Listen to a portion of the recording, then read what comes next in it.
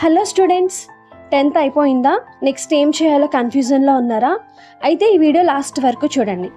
ఇంటర్మీడియట్లో మనకి different groups ఉంటాయి, like MPC, BiPC, MEC, CEC, HEC అని.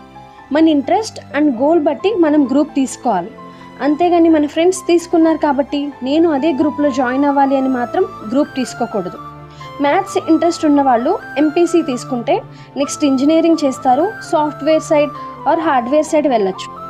సైన్స్ అంటే ఇంట్రెస్ట్, బయాలజీ, బాటనీ, జువాలజీ ఇలా ఇంట్రెస్ట్ ఉన్న వాళ్ళు బైపీసీ తీసుకుంటే next EAMCET and NEET exam ఉంటుంది, అది రాస్తారు.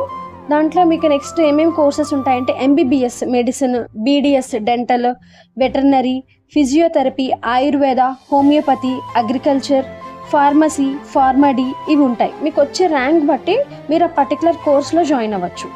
సైంటిస్ట్ ఆర్ రీసెర్చ్ ఫీల్డ్లో నెక్స్ట్ మేము చేయాలి అనుకునే వాళ్ళు ఎంపీసీ ఆర్ బైపీసీ ఏదో ఒక గ్రూప్ తీసుకోవచ్చు. చార్టెడ్ అకౌంటెంట్ అవ్వాలి అనుకునే వాళ్ళు ఎంఈసీ తీసుకుంటే బెటర్. లేదు మేము పాలిటెక్నిక్లో జాయిన్ అవుదాం అనుకునే వాళ్ళు పాలిసెట్ ఎగ్జామ్ ఉంటుంది, అది రాస్తే జాబ్ ఓరియంటెడ్ ప్రాక్టికల్ స్కిల్స్ అనేవి వస్తాయి. హిస్టరీ, ఎకానమిక్స్ సబ్జెక్ట్ ఇంట్రెస్ట్ ఉన్న వాళ్ళు హెచ్ఈసీ, సిఈసీ తీసుకోవాలి. So dear student, choose wisely. Intermediate plays a key role in your future. God bless you all.